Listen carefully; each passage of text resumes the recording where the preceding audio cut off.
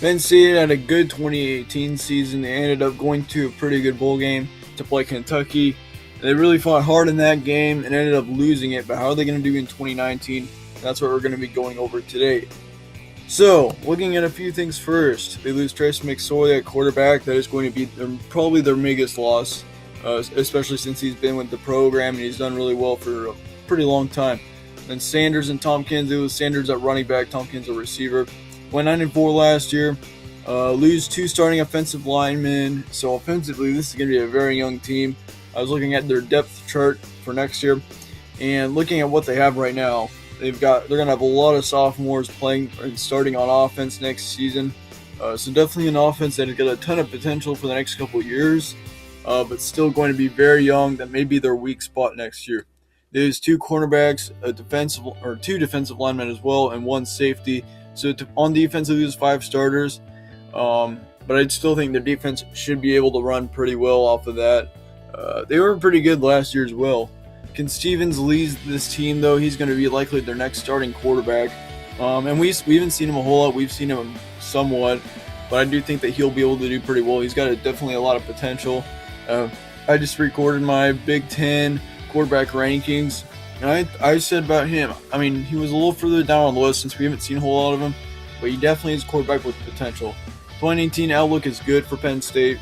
I don't think they'll be better this year than last year, but I do think that they should be more of the same from how they played this year. Here's their schedule. Not too bad of a schedule. First 3 weeks of the season should be pretty easy for them. Idaho, Buffalo, and then Pittsburgh. Of course, Pitt can't really sleep on that game, of course, since they had a pretty good season last year. At Maryland, that could be a tougher game, but I think since they have a bye week before, they could win that one pretty easily. Just depends on whether they go to play or not. They got Purdue the next week at home. That can be an easy game, but Purdue definitely a team that's going to be a scary one next year in the Big Ten.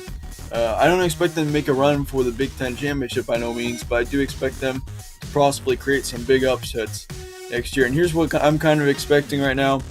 First 3 games of the season, I think that they kind of go through and they win it.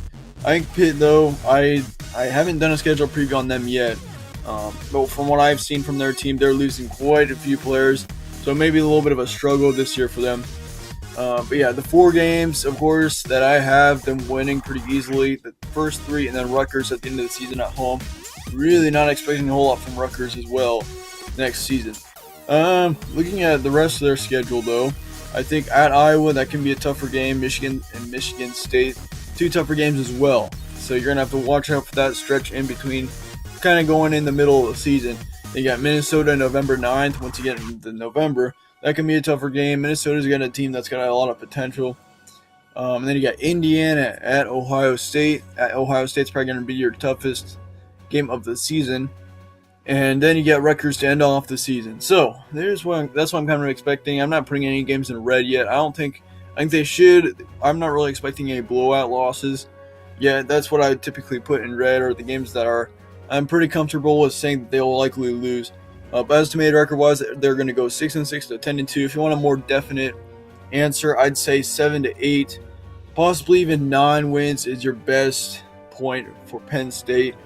Of course, it's probably not what Penn State fans want, but that's what I just kind of think is going to happen next season, just because they're losing so many players, especially on offense.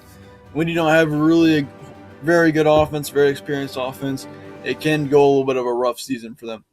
So anyway, that is it for this video. That is it for this prediction. We are just getting started with the Big Ten previews. This is my first Big Ten preview, actually, and some more of this coming soon. We are done with the SEC right now, so if you're an SEC fan and you're watching this video, go ahead and go check your team out in the SEC. Anyway, that's it for this video. Thank you guys all for watching. I'll see you all later.